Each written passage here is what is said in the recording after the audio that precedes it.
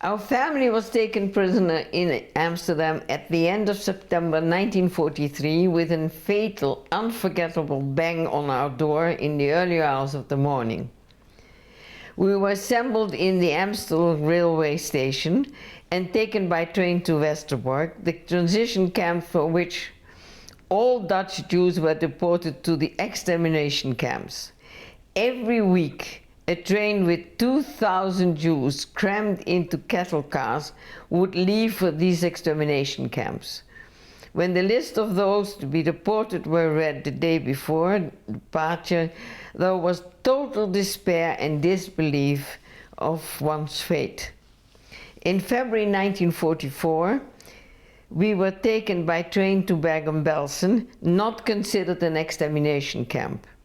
It was a residential camp, not an internment camp, because internment camps were liable to inspection by the Red Cross, which was of no interest to the Nazis. Bergen-Belsen, near Celle, Hanover, was supposed to be a privileged camp, a hell where people were not exterminated immediately, but died from hunger, dysentery, typhus, cold, exhaustion, beatings, torture, and exposure to all weathers. In our case, because we were on the Palestine list, we traveled in an ordinary train. Families were separated in barracks for men and women in the same camp. Our heads were not shaved, and we were not tattooed with a number on our arm. We suffered demoralization, constant moves from one barrack to another, which caused havoc for the older people unable to cope. Hitler kept a stock of Jews on the Palestine list that could be eventually exchanged for prisoners of war.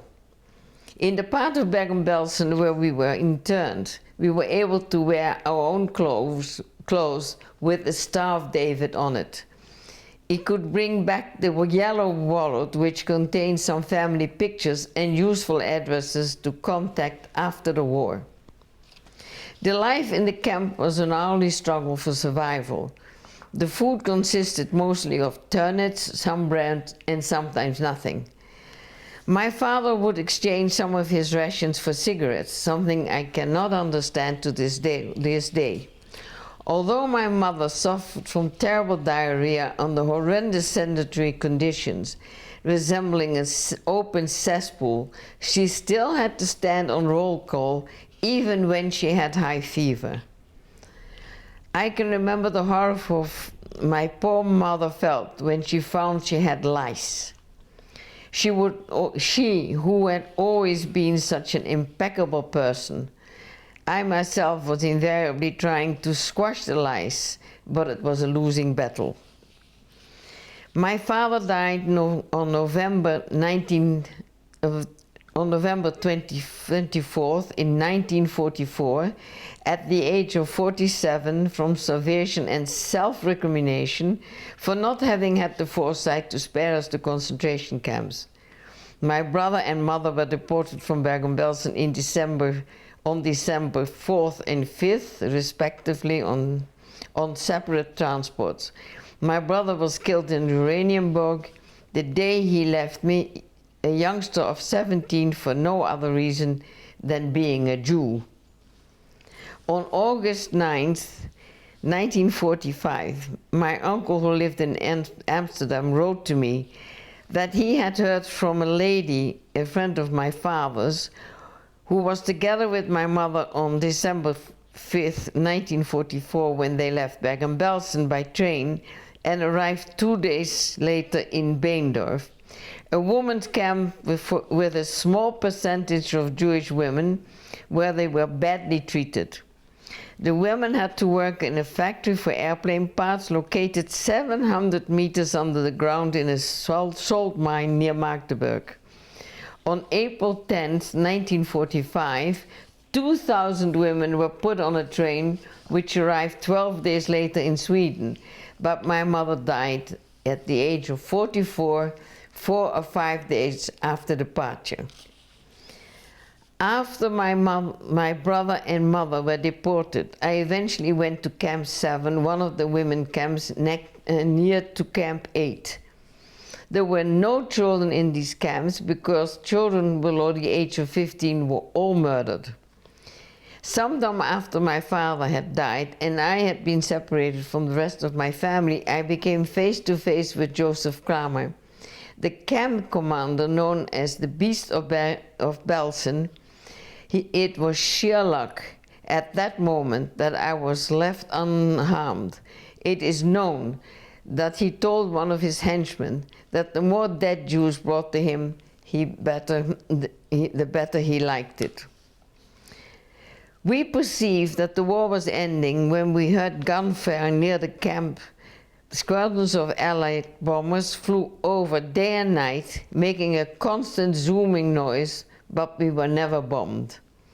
Towards the end of the war, when standing in line for water, one of the guards pulled me out and pointed his gun at me, but decided to shoot in the air instead. At that moment, I was beyond caring whether I would live or die. Such was my debilitated state of misery and hunger. It is difficult to relate what it was like to find that our guards had gone on April 15, 1945.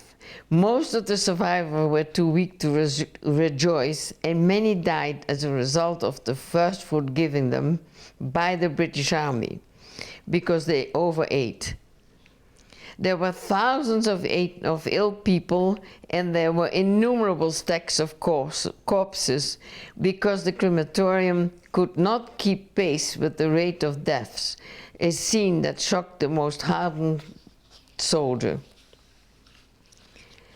A few days after the liberation, a major of the British Army came to survey the camp. I asked him if he could advise my family in England that I was alive. He was much surprised to find that a young girl like me could speak quite good English, and from then on took an interest in me, advised my aunt, and even tried to get me to Sweden to recover. His correspondence with my English family is still in my possession, as is the DP index card issued after liberation to assist my safe return.